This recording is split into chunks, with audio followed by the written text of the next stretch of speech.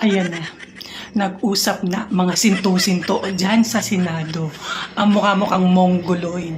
Yung isa na hinahanting na rin ng ICC. Ayan, masayang masaya sa likod ni Babalina. Dahil protektado siya ng lola nyo.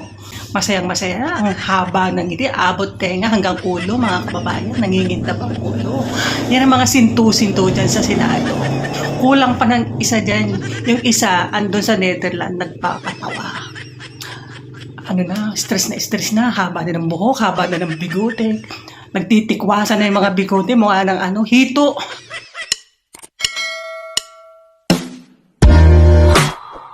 Ito na mga kababayan, panoorin natin to, walang kakwenta-kwentang hearing ni Senadora Amy Marcos aka Babalina. Panoorin natin to. Tayo kung hahayaan ninyo ng chronological at nais ko lang ipakita na sa kaguluhan nung nakaraang taon, sa Mayo pa lamang nagkaroon na ng briefer tungkol sa aresto ni Presidente Duterte. Hindi tama yung sinasabi na walang kinalaman ng Pilipinas dito. Ilang beses tinatanggi ng ating mga opisyal, sana narito sila para ipaliwanag. Subalit nag-press release po ang liwaliwanag nung DOJ Assistant Secretary Miko Clavano, May 8 ang kanyang mga press release, at sa kalagitnaan ng kaguluhan tungkol sa PI, yung ating People's Initiative, sa kaguluhan ng Davao at Maisog rallies, ay biglang nagkaroon ng bagong briefer na ginagawa ng DOJ. Ito ay unang-una for the potential arrest of President Duterte, ikalawa ang pagbabalik ng Pilipinas sa ICC. Maliwanag na last year pa, May of 2024, nag-umpisa na ito. At sabi rito, aware naman tayo na yung policy ay hindi papasukin ng ICC. Pero posible naman mag-iba. So, yun ang nakakaabala dito. Mayo pa lang, pinaplano na yata ito. At kahit sinasabi ng ating kagalang-galang Secretary of Justice, sana narito siya, sabi niya, labas-masok ang dayuhan sa Pilipinas. Libo-libo sila, daan-libo pa ang pumapasok na waring di natin nalalaman.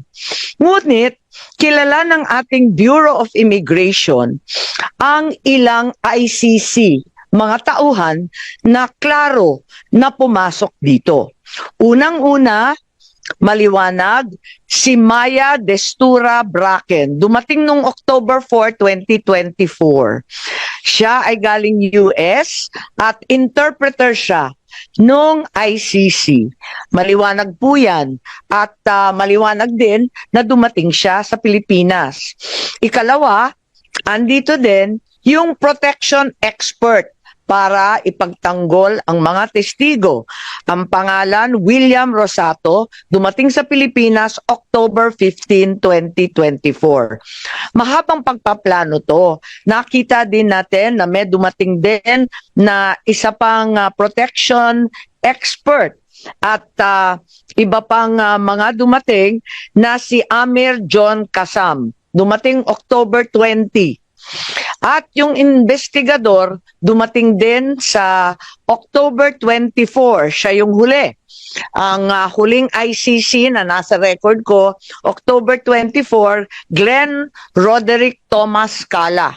Siya naman yung investigador at hindi ko alam kung kompleto na ito dahil meron pang binabanggit na Robin Croft na abogado naman nila at may binabanggit din sa kanilang mga usapin na bagong team ng tatlo parating daw ng 19 October. Hindi ko na nakuha yung pangalan pero maliwanag na merong mga dumating na ICC at nagpakilala bilang tauhan talaga ng ICC na may kanya-kanyang espesyalidad. May protection expert, may investigador, may interpreter, may abogado. Klaro po yun. yon at itinira, hindi natin sa sigurado ang binabanggit at sinulat nila sa kanilang immigration papers, Midas Hotel, Raffles Hotel, Diamond Hotel. Humingi rin sila ng protection detail and transport sa Pilipinas. So maliwanag na ang Pilipinas ay tumulong at talagang nagpakita ng partisipasyon. Matagal na ito, Mayo pa, tapos October pa, kaya nagtataka po tayo kung bakit tinatanggi ng ating mga opisyal na may ganito. I also received information na yung ICC personnel pala, may agenda, may mga impormasyon galing sa administrasyon na hinihingi. Ang mga hinihingi nila sa agenda nila, unang-una bank account records June 2016 to 2019 ng isang Peter Parungo. Meron din silang mga hinihingi ng mga blotter, mga seized evidence, radio transmissions sa Police Station 6 sa Batasan Hills, QC. Alalahanin natin na meron tayong bank privacy. Kaya nakakapagtaka bakit yung bank account records na kami mismo dito sa Senado hindi makuha-kuha naibigay sa ICC. Pati na rin yung mga tactical operations ng pulis, pati na rin yung records ng East Avenue Medical Center sa lahat ng dead on arrival between July 2016 to 31, 2017. Lahat ng detalye ng postmortem autopsy at mga inspeksyon. Sana ipapatanong ko to sa ating kapulisan. Sabi nga ni Senator Cayetano, hindi naman yan sakop ng executive privilege pagkat hindi naman cabinet rank. Pero wala sila rito. Bakit nila ipagkakaila ito samantalang fully recorded naman ito? Ang liwaliwanag naman ito. Wag na tayo magbolahan. Tapos, itong agenda na sinasabing hiningi, siya rin ang lumitaw sa application for warrant ng ICC prosecutor. Sa madaling sabi, ang kaso sa ICC base sa ebidensyang binigay ng pamahalaan ng Pilipinas. I am asking these questions, I cannot help but wonder, while the administration has been claiming it did not help the ICC, why the prosecutor in his application for the warrant of arrest for PRRD cited the following documents as part of the evidence. Eto na nga, yung paulit-ulit nilang pinagmamalaki, dokumento ng PNP at ibang department, ang drug watch list maintained by the law enforcement, financial and bank records, forensic evidence na nanggaling sa PNP. Mahirap kunin itong mga katibayan na ito. Kahit mataas na opisyal, katulad ng senador, naghahagilap kami ng ganito, wala kami makuha. Paano nakuha ng ICC prosecutor kung sa mga salita at deklarasyon ng ating administrasyon ang sinabi, it will not lift a finger to help the ICC. Bakit? Verbatim. Lahat ng hiningi nila, nakarecord sa agenda, yan din ang lumitaw na katibayan para sa warrant of arrest. Even if you were to assume that there were members of the PNP who helped the ICC prosecutor in an unofficial capacity, why were these not detected by our intelligence officers? I find it very hard to believe. Malaki po ang budget sa intelligence. Tignan po natin. Ang NSC, sana nandito si Secretary Anyo. Limpak-limpak na salapi ang ginagastos ng Pilipinas sa OP, NSC, DND, AFP. Ang Philippine Army may hiwalay, Air Force may hiwalay, Navy General Headquarters. Lahat ito hindi nila nalaman. Parang naman mahirap intindihin. Totoo ba na right in front of their faces, hindi naman nila nakita lahat ito? Mahirap talaga paniwalaan. At eto pa, meron na din tayong case build-up na narinig At andito tayo, yung case build-up ng DOJ. Kanina, nag-umpisa tayo doon sa briefer. Mayo pa lang yon. Pagkatapos ng briefer, nagkaroon ng maliwanag November 4, Department Order ng DOJ na nagtatatag ng task force to investigate, create a case build-up, and file the appropriate criminal charges. So, klaro na yun.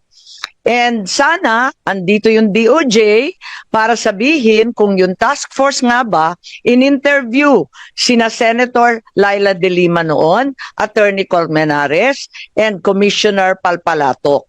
Yan lang ang gusto natin malaman. As a matter of fact, may nakita tayong bago. March 6 nitong taon na to, may memo ng accomplishment report nitong case build-up na to na humihingi ng additional 90 days.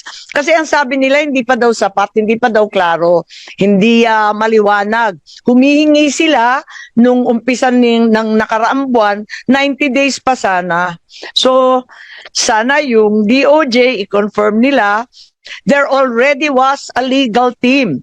In fact, there is an allegation na pati private legal team magbabayad sila para mag-draft ng complaint for murder against those responsible for the death of 3 nationals in the Davao prison. Kung may case build-up, may draft of the complaint, why did we still have to cooperate with ICC and Interpol? I wanted to verify kung totoo nga na yung DOJ pinagtatanggol yung ICC jurisdiction in the cases before the Supreme Court. It appears that the DOJ is arguing there is no investigation or prosecution in the relevant EJK cases. But in fact, sila mismo may task force, meron ng report, may hinihingi na ng mga private lawyer, meron na ring Quadcom sa Kongreso, merong Senate Blue Ribbon Committee.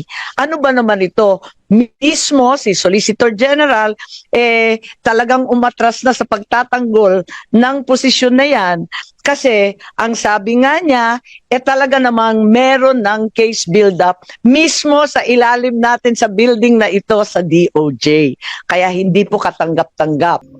Bakit kaya hindi anahin ni Amy Marcos, ni Bato, ni Robin Padilla na walang kakwenta-kwentang senador kung paano agawin na ng China ang Pilipinas, kung paano agawin ng China ang West Philippine Sea, kung paano agawin ng China ang Palawan? Bakit hindi ito ang ipagtanggol nyo? Bakit hindi ito ang unahin nyo? Naagaw na ang sarili nating teritoryo. Isang malaking katanungan, bakit tayo nandito? Anong ginagawa natin dito sa Dahig? Anong ginagawa natin sa ICC?